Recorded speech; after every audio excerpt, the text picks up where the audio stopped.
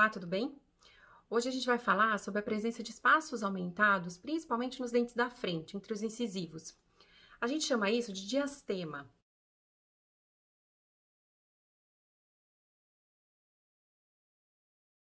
E como a gente faz esse diagnóstico? Quais são as causas? O que a gente pode fazer para ajudar o paciente nesse sentido?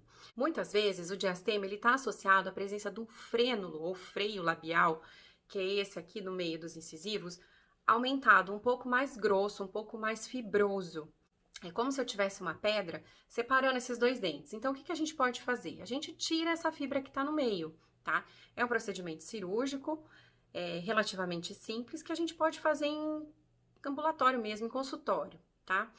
Como a gente faz esse diagnóstico? Então, é comum a gente receber bebês e a gente já detectar que aquele freno está dividindo o rebordo, onde vão nascer os incisivos, mesmo o bebezinho sem dente. Então, a gente já percebe que tem uma fibra ali no meio, formando uma espécie de um leque.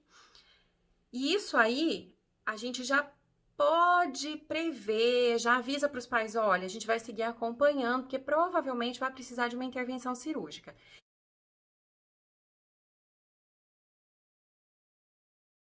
Em alguns casos, não é muito frequente, mas às vezes a gente precisa fazer uma intervenção, um alívio desse frênulo, porque o bebezinho às vezes não consegue virar o lábio para poder mamar direito, para poder fazer a pega, aquela boca de peixinho que a gente fala, e poder sugar o leite da mãe, tá?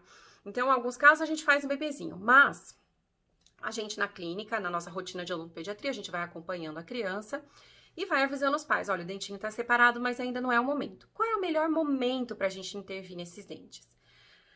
A partir do momento que a gente já tem os incisivos permanentes, os centrais permanentes, erupcionados. Então, a gente está falando de crianças em torno de 8, 9 anos de idade para mais. A gente faz em adulto também? Faz em adulto também. Às vezes, o adolescente colocou o aparelho, juntou o dente da frente, só que tirou o aparelho fixo e depois de um tempo já abriu. Aí é comum algumas pessoas fazerem aumento da coroa do dente com resina. Então, faz uma restauração deixando o dente maior, encostando um no outro. Mas também tem uma forma de resolver isso e a ortodontia juntar os dentes e resolver o problema de uma vez, que é fazendo essa cirurgia. Então, com esse procedimento que a gente faz sob anestesia local no consultório, a gente elimina essas fibras que estão atrapalhando, estão separando esses dentes, e aí esses dentes têm a força para se juntarem. As crianças, inclusive, elas colaboram, porque elas começam a perceber nessa fase de 8, 9 anos de idade, que os amiguinhos da escola, ou os coleguinhas, eles têm os dentes juntinhos e ele não, tem o dentinho separado. Então, a criança colabora bastante nesse procedimento. Às vezes, existem outras causas também que podem estar causando a separação desses dentes. Então, às vezes, tem a genesia dos dentes dos laterais permanentes. Às vezes, tem um dente no meio separando, um dente a mais, separando esses incisivos.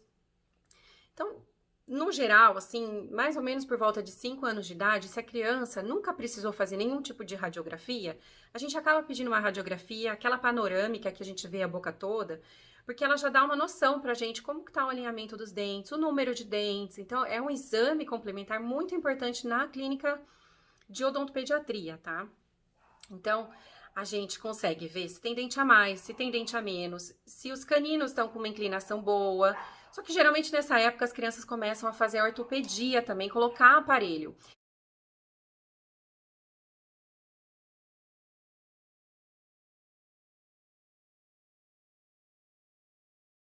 Então, para concluir, tem uma manobra que a gente faz no consultório, que a gente levanta o lábio da criança ou do adulto e a gente consegue ver se aquela fibra ela tá vindo de fora para dentro e atrapalhando e separando esses dentes. Se a gente detectar isso e com o exame radiográfico a gente verificar que tá tudo em ordem com o número de dentes, que tá tudo certinho, a gente faz essa intervenção. Muitas vezes ela já tá associada com a ortodontia para poder fazer a união desses dentes, ou às vezes a própria natureza vai juntando.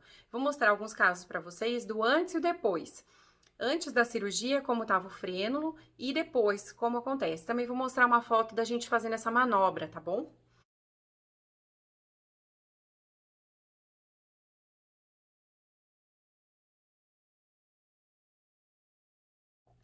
Tá gostando do conteúdo, dessa nossa vivência de odontopediatria? Tem muitas coisas que são aplicáveis até para a vida adulta. Deixa seus comentários, não esquece de curtir, se inscrever. E qualquer coisa chama a gente nas redes sociais, tá bom? Um abraço, até o próximo.